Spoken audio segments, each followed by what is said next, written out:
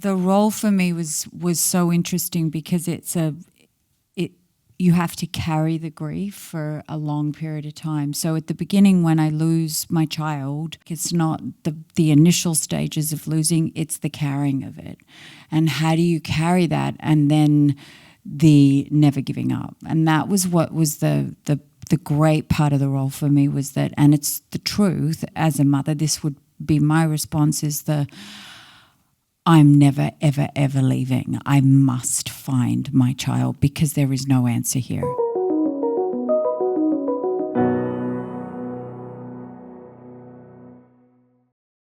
Miss Nicole Kidman, ma'am, I want to begin with you because in a way this is where this project sort of started, and I would imagine, I know, that you can kind of pick where you get to go. What made you want to pick this next project and adapt this story and bring it into a limited series? Lulu. I wanted to hand this over to Lulu and see what she would do with it. I loved that it was such a rich, dense piece of work that needed somebody with her intellect and her heart. And she's a force of nature, and I wanted her to put together the cast that she felt was going to portray the roles correctly, and for her to take control of the world, and she did. Yes, she did. Yes, she did. So, Lulu, I would just write that down for forever if Nicole Kidman said all that praise towards me, but then you covered that bet with an incredible television show that plays out through all of these chapters. Talk about it for you, because the way you approached this adaptation was so cinematic, and it really did, I think, expand what we've seen in limited television. Where did you sort of discover how you wanted to approach this? Because yes, there was the rich source material, but you really bended it to a different way to be seen on screen. Thank you very much, and thank you, Nicole. And I just have to say, this is Chauncey. He's only here because he's in the show. I didn't just bring my dog, so... I didn't prepare questions for him. I'm sorry. He's refusing to answer anything. Yeah, I think obviously starting out with the incredible source material of the novel, and I knew he was going to steal the limelight. And also just like all of the themes that are interwoven in the story about victimhood versus being a perpetrator, about, motherhood, different types of mother. It's just an innately expansive novel with all of the threads and all of the different layers of people and dealing with class and privilege and gender and just so many things. And I think that the way that we approached it, both the writers in the writer's room and I, and then also on set, was we were always looking at it rather than as a linear story that was plot driven from like A to Z, that it was more of a world that we were building and like an onion that we were peeling back. And so every time we started to really like a character, we would say, okay, well, what's another side, another facet of this character? And so we were always wanting to keep the audience on their toes in terms of like making all of the characters really complex, all of the situations really complex, and making you love someone and then not love them the next moment. Yeah, that's really incredible.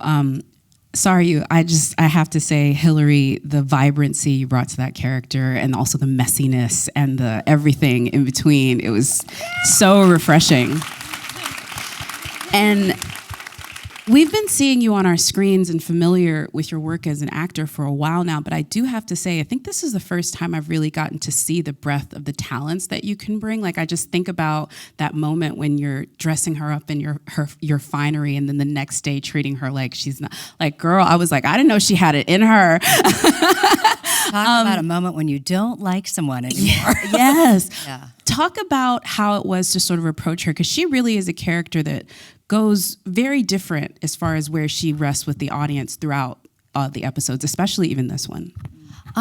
Yeah, I think it was really exciting, right, to get a chance to throw my hat in the rings, to show some of the skill set that I do feel that I had, right? This is what actors, I mean, this is what we dream of. This is why you become an artist on any level, is for the discomfort and the mess and the like, give me the thing to sink my teeth into. And I felt so deeply thankful to Lulu and Nicole for really championing me, you know.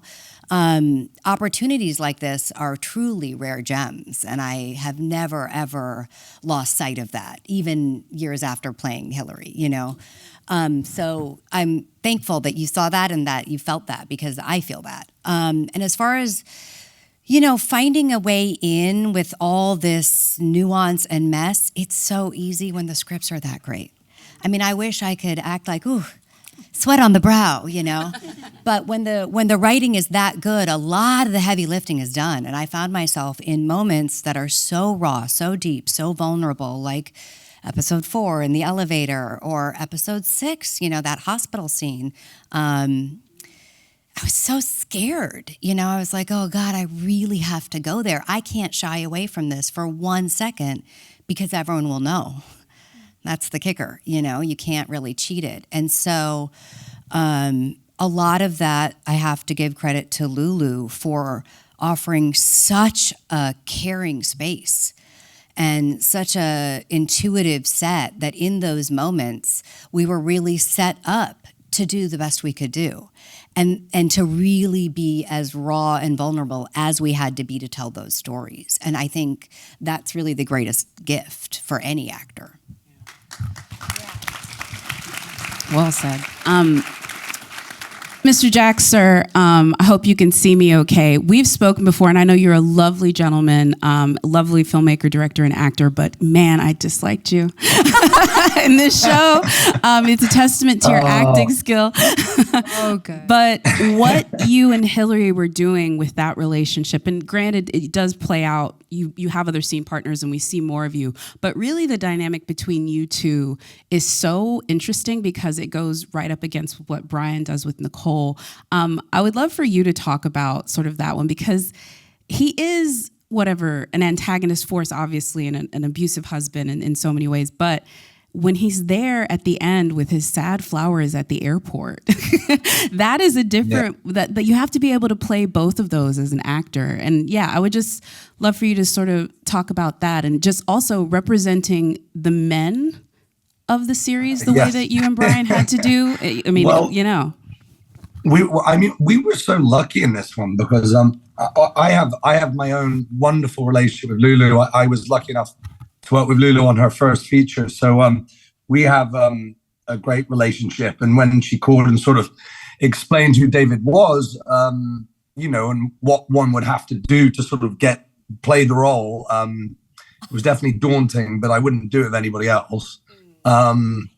It was incredible. It's funny because you can look at David and as the villain, but I sort of see him as somebody who's just suffered through years of trauma. As Lulu said earlier, what this show does is it shines a light on the perpetrators. Some people who've done something, you know, awful, something heinous, something that they can never forgive themselves for, and that they've been living with that guilt for so long. In David's case, what he did to his brother, and I find him a very human. I find him filled with flaws, as we all are. I find that he's trying to navigate his world. He's been living a bit of a lie, and it's all come out in this sort of rather terrible way. And, you know, I don't think that negates the fact that he and Hillary are the best of friends and that he loves her with every ounce of his being. I think he adores her. He loves her. He hates himself, actually, probably much more. It was amazing. It was a treat. I got to work with some of the greatest actors. Every single person on that stage was a gift as an actor to be able to be opposite. So, you know, every now and again, you get an opportunity to stand back and support. And I couldn't be more proud to support those amazing women, every one of them. Such a sweetheart. That's acting. See how nice he was?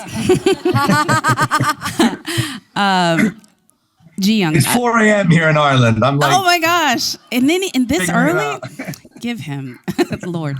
Ji-young, I have to say, I didn't realize, I watched the show first and then I get ready for this. I watch everyone sort of like, this early in your career to be stepping on stage with, Nicole Kidman and this incredible cast directed by Lulu Wang, that's got to be a pinch me moment. There's a lot of actors out here. They all would love to get that call. I would just love for you to give us some wish fulfillment here and tell us when you found out, yeah, it's happening. Yeah, I was 21 when I was cast in the show. And and I went through 2-3 months of callbacks. It was a pretty long process, and there was lots of me. Everyone was on Zoom because it was very deep in COVID still, and half the team was also in Hong Kong. So there was these Zooms around 9:30, 10 p.m. at night in LA of me running around my apartment because I was so nervous. I had to work out my nervous energy before the auditions. And it was by far the biggest audition I had ever had, and I did not think I was going to get it at all. So every time I would finish the callback, I would go, "Oh, that was nice. So, that'll be a fun story to tell when the show comes out. That'll be cool." And then in early May, I think of 2021, I got a call from a number I didn't recognize, and I only picked it up because it was a Massachusetts number. I have family that lives in Massachusetts, so I thought maybe my grandma got a new number and didn't tell me. And I picked it up, and then there was this pause, and Lulu goes, "Hi, this is Lulu Wang." To which I said, "Yeah, I know." And she told me I got the role, and I think I said something really articulate, like, "Oh my God, really?" But yeah, I think to do a role like this is once in a lifetime for any actor, and then to be able to walk onto set with people who collectively have so much experience and so much talent, you're really just worried that you're gonna rise to meet their standards. So it was really fun, and pretty much everything after has been a pinch me moment since. But they both showed up. Both these women showed up. I mean, just with it, like going to go and just go, okay, here we go. So that did not come across what you're saying. So glad. It was like so. Well, there was just an ease and a confidence that, fake it till you make it, right? But at the same time, it was just there. And it was like, oh my God, it's so good to work with actors that are so skilled and so good and so willing. Because so much of acting is the willingness. Willing to try things, willing to talk about things, willing to just jump in, and that's what this show was. There was an enormous amount of willingness from all of the people involved, and that's our crew as well. Yeah, absolutely. Yeah, no. Lulu, I know that one of the things that you set up pretty, I guess, early on was the episode we just saw, episode 5. I think the last time I spoke to you, you were taking it out on the award circuit, which is such a risk when you think about it, but really, I don't think folks realized how much you were going to show them a movie that then still had a show that folks would want to go back and watch episode 1. And actually, how many people haven't seen past this one episode? How many of you are, okay, how many of you want to go run home, put on Amazon Prime, and then be like, all right, where did we get to all this? Thank you very much. Yeah, that's the testament to that episode. But talk about that, because that's a conversation, I'm sure, like how you approached episode 5, knowing how pivotal that was going to be to the story, and then also choosing to sort of turn your camera away from some of the primary characters for most of it. Yeah, I guess I'm a little mischievous, and if you haven't guessed why. And I like to turn the tables sometimes, and so I think what was fun, and I'm so grateful to Nicole because I think jokingly, but one of the first things I said to her was there's an episode and you're gonna be an extra, you're gonna be in the background. And she's like, I love it. Let's do it. And I said, it's an opportunity to really highlight, just to turn the lens. And she was so game for it. And what was exciting about that episode was exactly that. That's what's so wonderful about television. You get to play with form. You can play with timeline. You can jump around. You can play with perspective.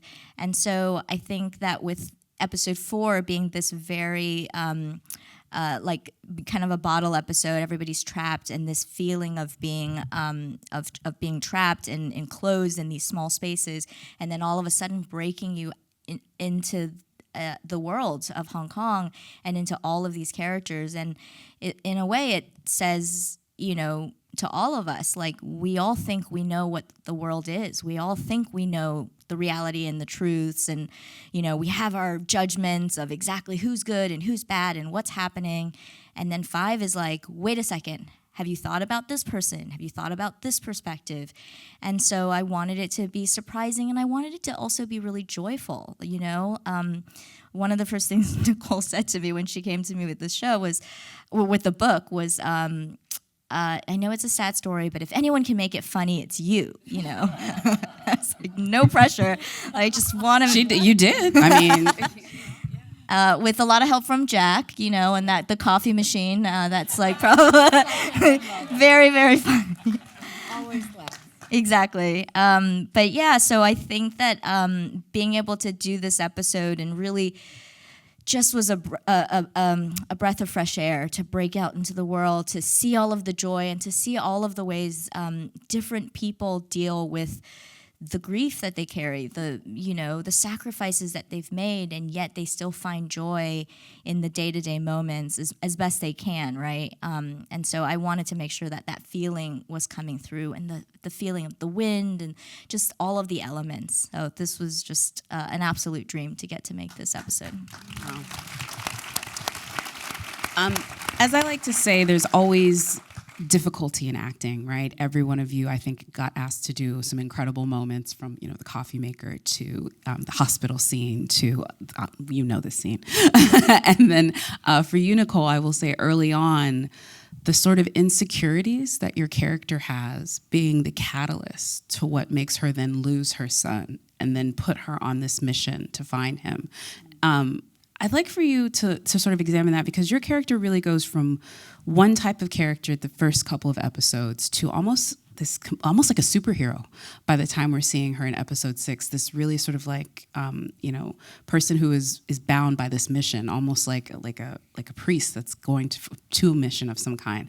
I'd love for you to talk about those two sides to her and sort of how you had to navigate that as an actor. This first, insecure, very privileged woman to where she finds herself later, and how you connected those two moments.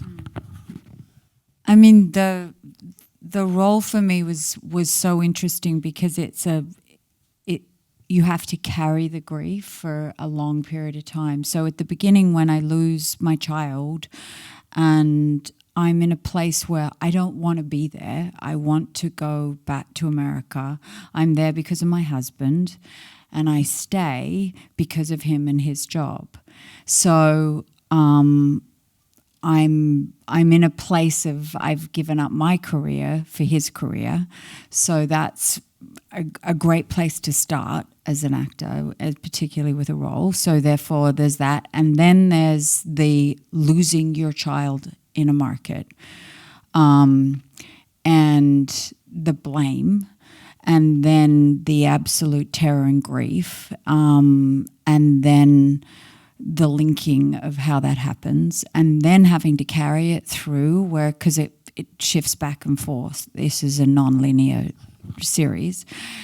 And how it isn't histrionic, it's not the initial stages of losing, it's the carrying of it. And how do you carry that, and then the never giving up? And that was what was the great part of the role for me, was that, and it's the truth as a mother, this would be my response, is I'm never, ever, ever leaving. I must find my child because there is no answer here. And you haven't given me an answer. The universe hasn't given me an answer. So I will only stay with the hope that my child is alive. And that's extraordinary to play. So, and then the episode, which is episode 4, which is all takes place in a morgue for Brian and I. That's if you haven't seen it, it's a very intense episode. But I was like, Lulu, you cannot set a whole episode in a morgue.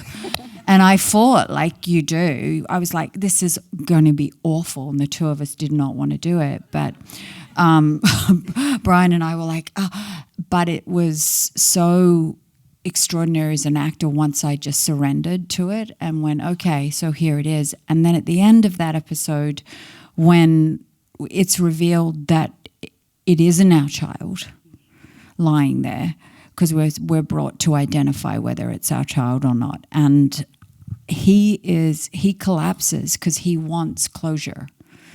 Even if it is death, he wants closure.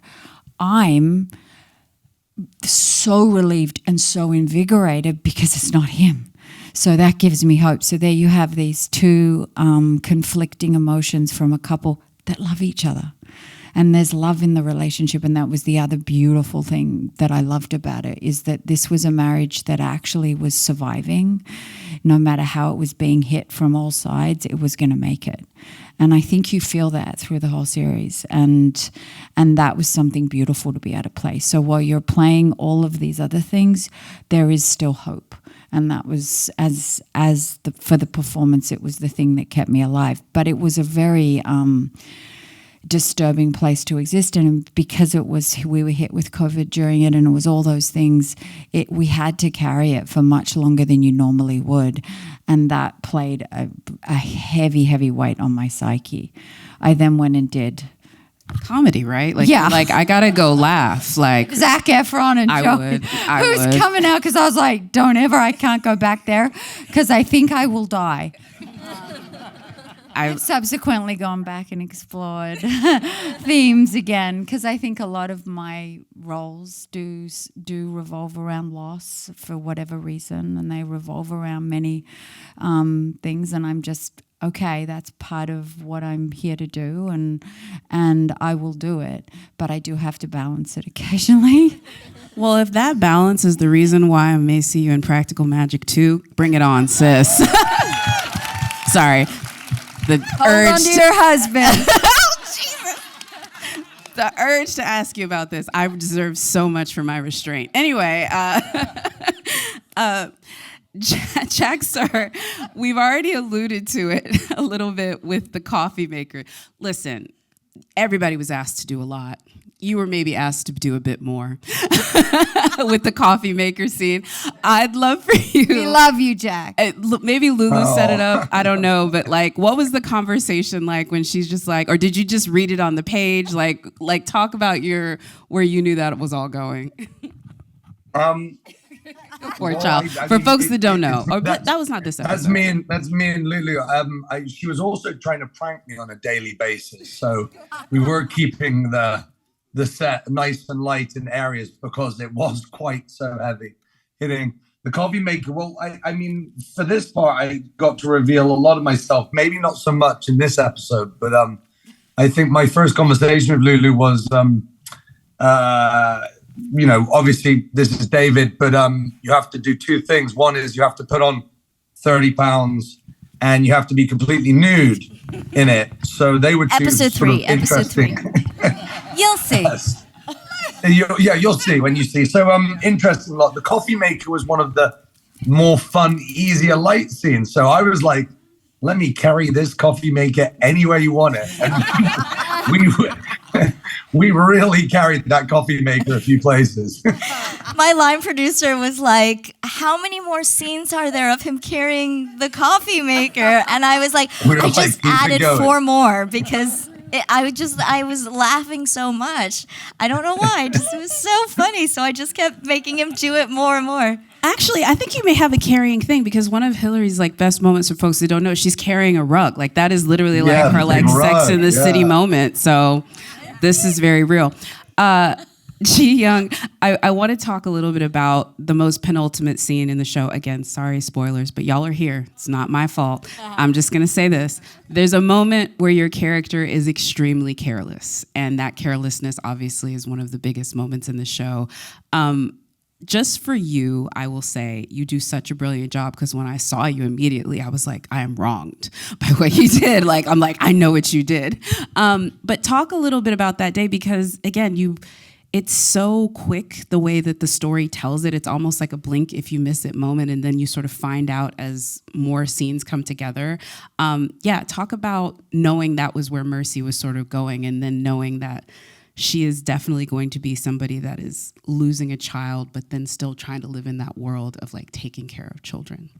In regards to the penultimate episode? Yes. I mean, we don't want to give too many spoilers, but in the penultimate episode, we kind of know a little bit, right? Yeah.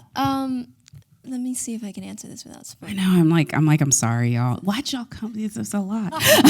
I'm like, there's a lot coming out. Well, here, how about this? Maybe make it more simple.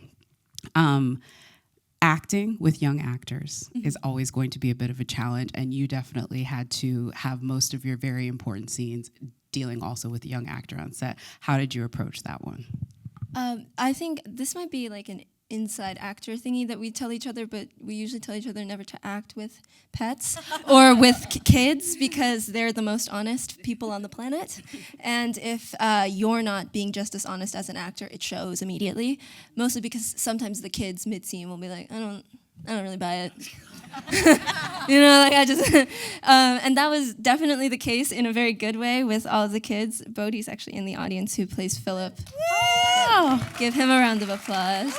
Yeah. He's all grown up. Lovely. He's a man. Who started the show shorter than me, and he now is taller than me when I wear heels. So that's cool. He's like, I will show now. you this height. Yes. But I think what's great about that, and one of the things that I think Lulu and I realized early on, is we just started to let the kids improvise. We would kind of give them the structure of the scene, but especially because Connor, who played Gus, is so young, we're not really expecting him to be word perfect, because that would be very impressive for a 4-year-old to do. But we just kind of guided him towards the answers, and I kind of followed wherever he led me. And what's funny about that scene is it's pretty brief in the show, but we shot that over the better part of a year because we did part of it at the very beginning of production when we were in Hong Kong, and then we did it on and off in LA pretty much until we wrapped about 1.5 years after we started production. And I think it's great. Kids are awesome. I really like kids. I was telling you this backstage. I used to work as a babysitter in high school, and no one will ever believe that I'm good with kids now. So thank you. That just means you have to give up your day job. Yeah, you gave up your day job. You're Never. good. Never. Well, you're good at this, so you don't need to babysit. Lulu, I want to give you sort of the last word on this because you're a writer, and writers should always get the last word. They'll sound better. The best thing I can say with this show is it really made me look into areas of marginalization. When you think you're looking at marginalization, there's always more people within the margins. And I know that was a huge part of the impetus for you making this show. What would you say is your sort of most proud moment through the production of this, as far as like what you've been able to do to sort of shine a light to not only this time and this area, but these people, and how you use the filmmaking to sort of give honor to that? Because again, I know that's just part of the DNA of who you are as a filmmaker. Oh, thank you for saying that. I feel like I'm gonna cry. This episode just meant so much to me because, my parents left, and I left Beijing in 1989 during Tiananmen Square. And so a lot of the political stuff is paralleled in Hong Kong. So there was that. And just like so many of these women just are my family, like having left China, like they are my aunts and my grandmothers and my, like that kind of community, that kind of joy, that kind of sacrifice. But it's a daunting task because this show tries to do so much. It was really ambitious, and I just didn't want it to be a satire of anybody. And I think that, you have to see the humanity of all human beings, regardless of where they're from, what they're capable of, what they've done. Like it's important that we see that. And I wanted this show to show the humanity on all sides and be nuanced and complicated, and that's really challenging to get made. I'm really grateful to Amazon for letting, and to Nicole, of course, for allowing us and giving us this platform to do this. So I think that I think that one of the stories I tell is in the first 2 weeks of shooting, we started off shooting episode 5. And we started off with Puri and Essie and, Wen carrying the cat. And at one point, my line producer, who Nicole introduced me to, Simon Warnock, who's amazing, and he just, he's Australian, he just kind of came up, and he's done like all these huge things, and he came up to me and he's like, do you think the studio's a little scared? Like, do you think they're going to be a little scared when they get all of the dailies for the first 2 weeks on this massive, like primetime like show, and they get the footage, and it's a Chinese old lady carrying a cat in the rain. It's a bunch of Filipino women singing in Tagalog. Are they going to be like, what are we doing? And I was like, very excited. I was like, ooh, because I'm a troublemaker. So I was like, I love it. Because I didn't even realize the first 2 weeks there was no English in everything that we were doing. And so I think that's what I'm proud of, that, we had some fun being troublemakers, but ultimately, like we made the show that the whole team, all of us set out to make, which is this massive ensemble with these incredible performances, and people who are so different from each other brought together in this one moment, one moment in time, one place in time, and it was really magical. That it was. I don't think there's a better place to end it than there. I want to thank our incredible panel, all of you, and Jack remotely. I want to thank the folks at Amazon as well as SAG-AFTRA, and I want to remind all of you that Expats is available for voting in all categories. Thank y'all. Thanks for coming out. Thanks for coming.